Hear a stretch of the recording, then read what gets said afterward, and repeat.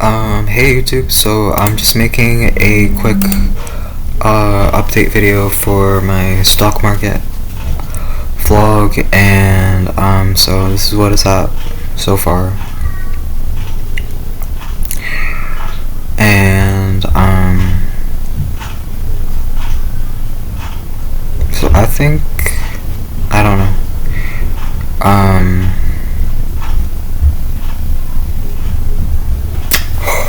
well, yeah, I can't really say much, but like, so BTE is like this, and then I got BTE and Bitfarm, WEED, and FM, HUT, most of it's in HUT, and then Tilray. So those are my cover calls. And then so for my long options, I have BlackBerry. These are not worth anything. And then I have some for WEED, but they're also not worth anything. And CCA, not worth anything. Dollarama, not worth anything. FM, it's worth something, but it's not worth a lot. And then a HUT is worth something, but it's not worth a lot. And then MRU, not worth anything. NXE, not worth anything, because NXE fell a lot. And Tilray, not worth anything. So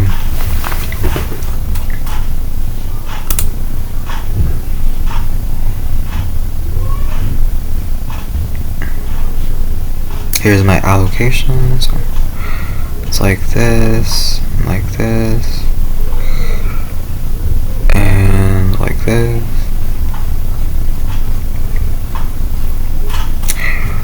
And gain loss. I'm just gonna go through this real quick because then I'll explain like how I actually calculate these things rather than how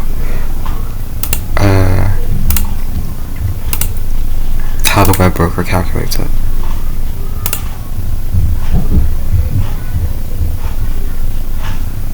Okay, so it's up 2,000.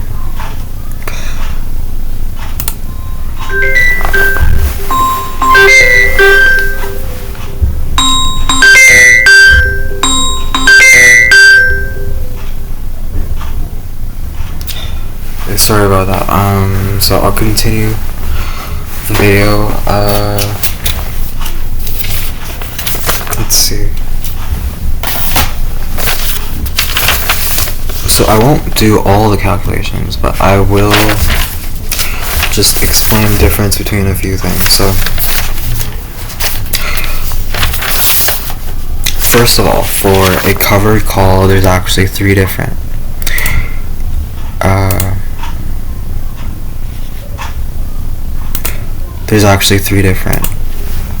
ways of determining the profit. So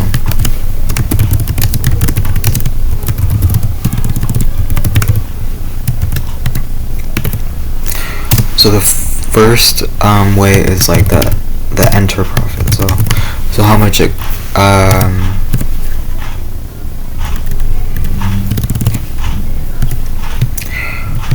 how much you make for entering the covered call, the profit you make from entering the covered call. So that's just the option premium. And then the second way of calculating the covered call profit is the expiry profit. So the expiry profit is the strike price plus the option premium minus the stock price. So this is assuming that the covered call expires in the money. Then the net profit would be this.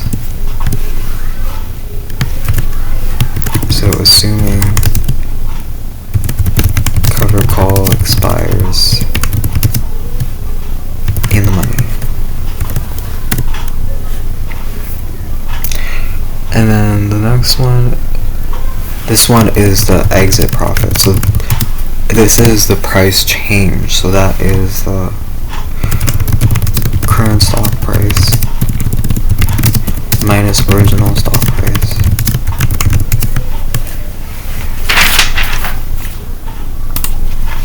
So that's the net change in the stock price. And then minus the current option price minus the original option price. The reason there's a minus sign is because the option is a short position. So that's the net profit. So it's just the net change in prices. And then so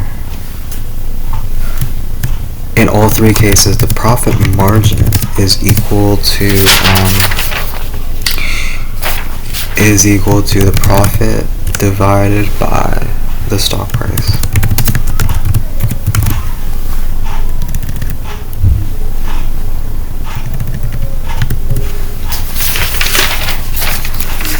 Okay, so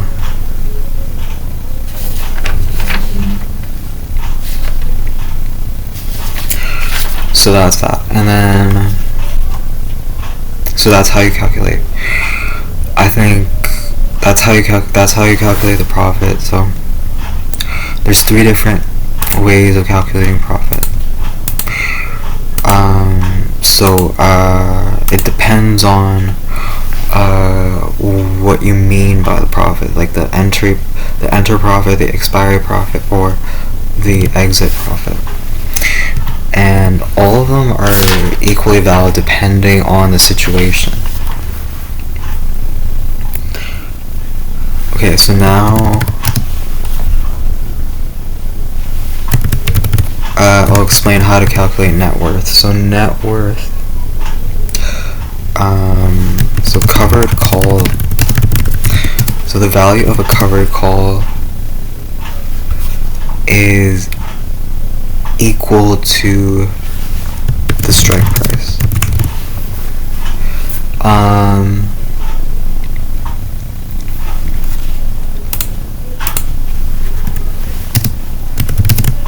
So I'll call this the net worth at expiry. So the covered call value is equal to the strike price because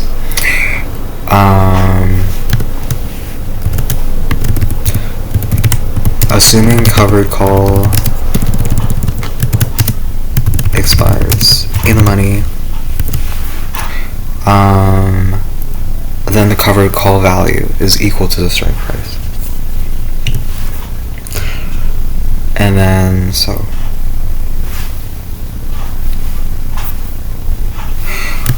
like long options, the value is equal to the market value. So then net worth is equal to covered call values plus long option values plus cash value. So that's the net worth at expiry. So this is assuming that you hold everything to expiry. This is what it would be worth. And then so there's at least one other way of calculating net worth. So this is a net worth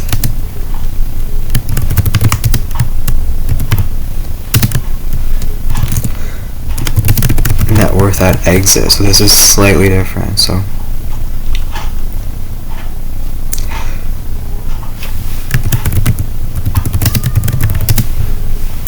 in this case, the covered call value is the exit value. So the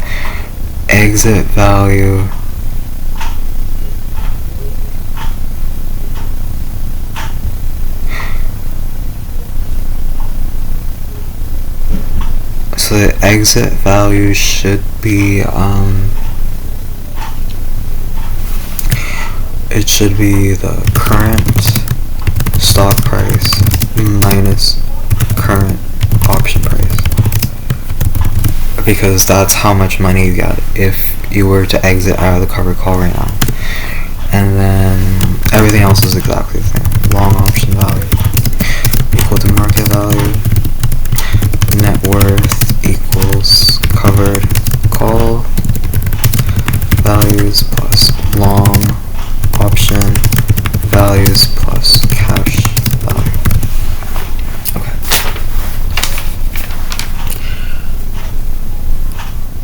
So everything I've said so far, there's no way to really debate this.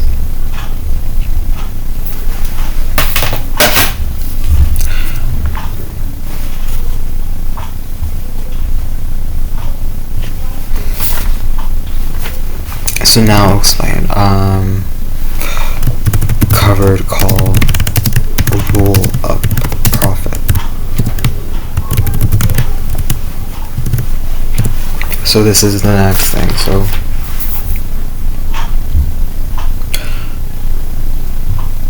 So let's say that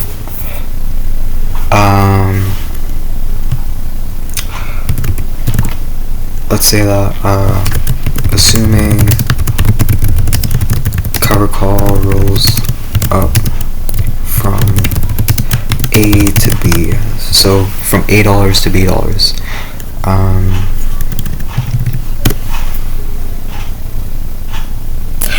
So then in that case,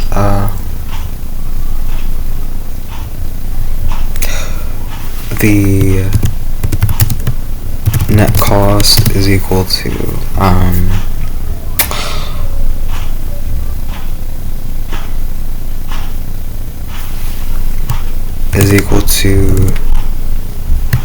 option B minus option A, because option B minus option, well, it should be option B minus option A, because you're buying back option A, so that's negative, and then you're selling option B, so that's positive. So that's the cost. And then or actually it should be flipped around, because it's like a double negative, so it's actually flipped around. So anyways, the net cost is that. And then the net profit is very simple. It's just B minus A, assuming that B is higher than A. So then net profit margin is equal to net cost divided by net profit. Net profit divided by net cost minus 1. So that's the net profit margin. Not much to say about that.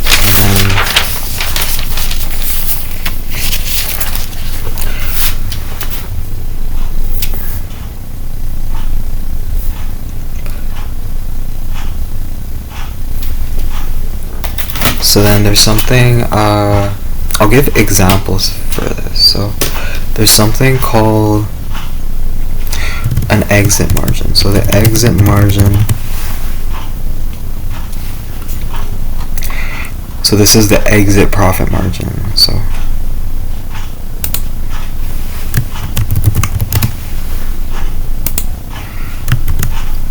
let's say that I need money in order to roll up a covered call, because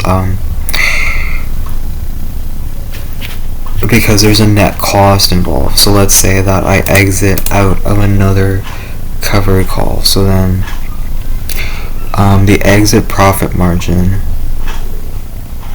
is the exit profit divided by the stock price. So I'll call this the exit margin.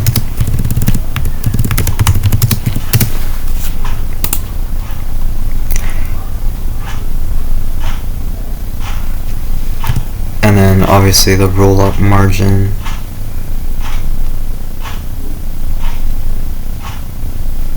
So what I'm doing is like I'm exiting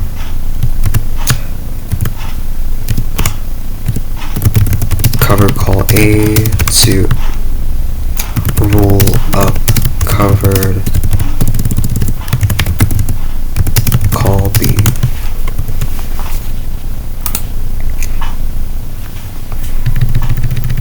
So then exit margin A is just exit profit A over stock price A, and then the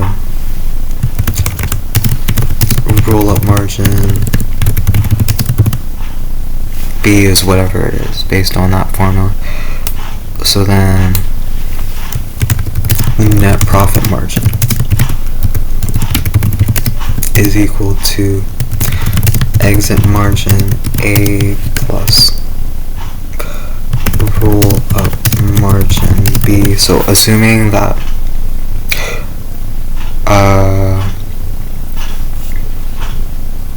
so let's say that cover call A is losing money, but rolling up the cover call for stock B, as long as if the net profit margin is positive, that can erase a loss. So that's how that.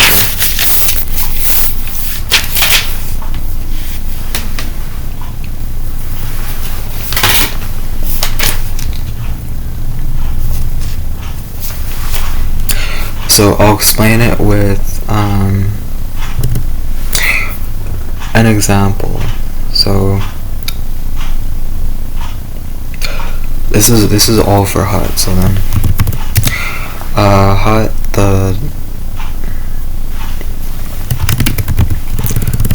so for HUT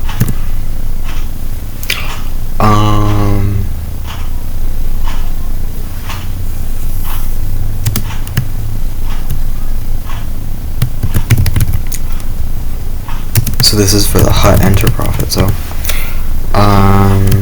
so target price is 13. Should be around $13 right now. So based on that, if I take strike price should always be less than target price. So let's say strike price, the maximum the strike price can be is $13. So assuming that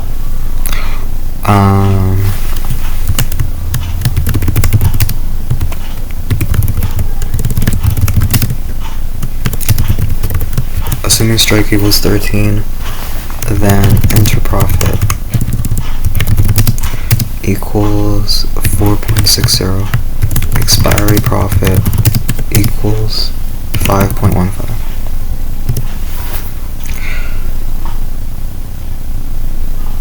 So then I take the minimum of those two margins, so both of them divide by the stock price, and then so the minimum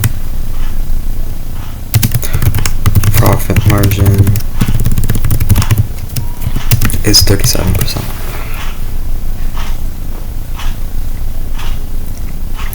So that means that I can exit out of any position with 37% loss or less, and then there will be a net profit.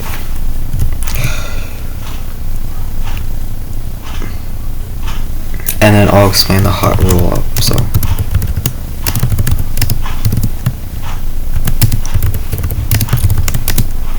So let's say I roll up from 7 to 13. 13 is the maximum I can roll up to.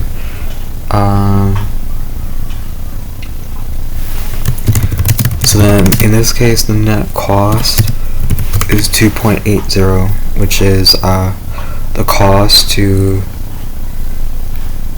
buy back an option at 7, and I'm referring to this, so I'm referring to this here. Oh, never mind, it's already, I have to log in again, so I'm not gonna do that right now.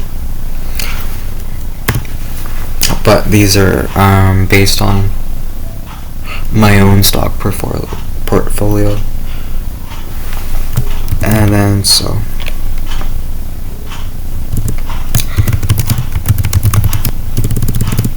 the net profit is $6 because $13 minus $6. It's an increase in the expiry value by $6. It's very simple to calculate. So then profit margin is 114% because the profit is more than double the cost. So that's what I plan to do. So I'll exit out of some losing positions and then enter some winning positions. So hot roll up and then BTE roll up $2 to $6. So this is a similar situation, and profit margin is 70%. I'm not gonna do all the calculations in the video because obviously I don't have the time, but I think anybody who looked at all of my equations can figure out how to do the calculations yourself. So the profit margin is 69%. So obviously it makes sense to roll up. So this is based on the target price. So the target price for BT is higher than $6, $6 and something. Over the period of the option until expiry.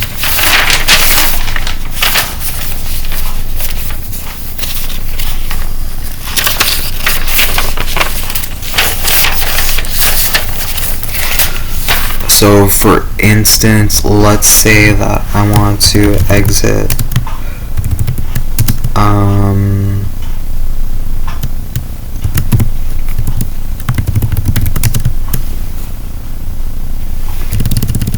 I want to exit CCA. So this is a long position, and then roll up hot. So then the net profit margin in that case would be so let's say that selling the CCA long gives a 44% loss, and then rolling up HUT gives 114% gain. So then the net profit margin would be 70%. So you make a profit from it. Make a profit from getting rid of an asset that's losing money. So that's the whole idea of this. And so yeah, all you have to do is just the sum of the net profit margins gives you the net profit margin.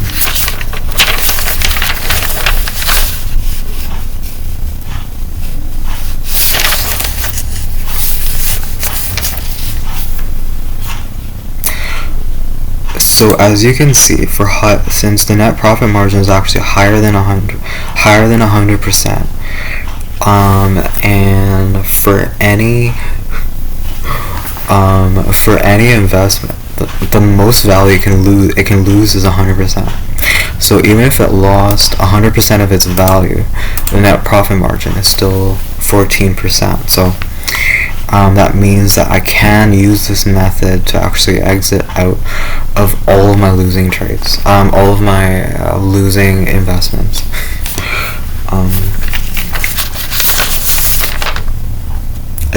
Everything should be mathematically correct.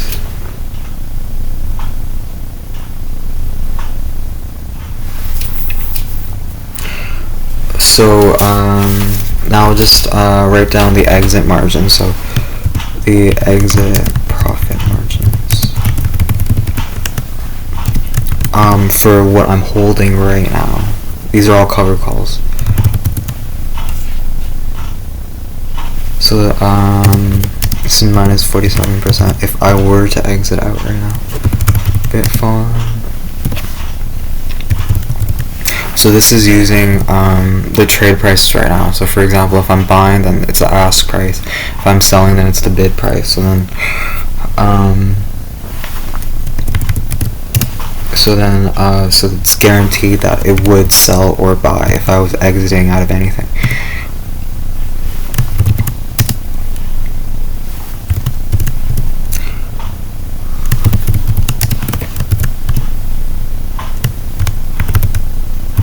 Okay, so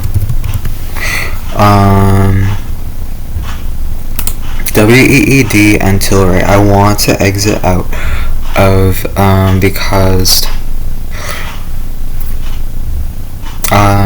because their 5-year returns are negative, which means that are very negative. Like the annualized return, I think the target price for WEED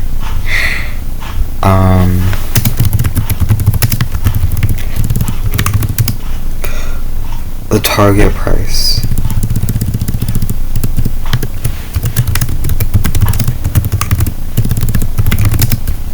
is about 60 cents, so it's just it's gonna lose like 80 or 90% of its value over the next 2 years based on how I calculate annualized return.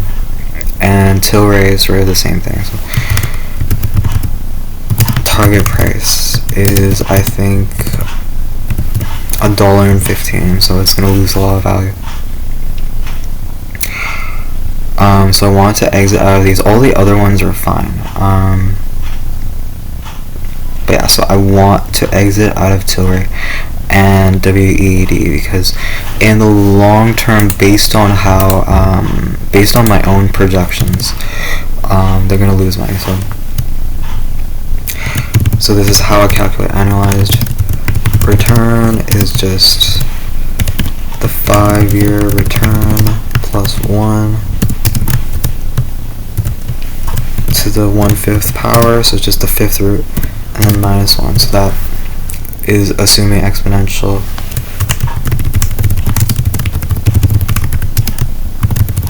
So this is assuming exponential growth. And then so number of years equals days to expiry divided by 365, and then expected return for the time period. So the days to expiry, that's, you know, how long I'm holding the option, how long I'm holding the covered call, how long the covered call takes to expire. So expected return is just annualized return to the power of the number of years minus 1. Well, it should be annualized return plus 1 because everything's at a percentage, so then you have to plus 1 and then do minus 1. And then the target price is equal to the current price multiplied by expected return plus 1. Okay, so all this is should be very straightforward. I don't know how long this video has been, but I've more or less summarized like everything that I used to make my calculations. So I'm going to end this video here.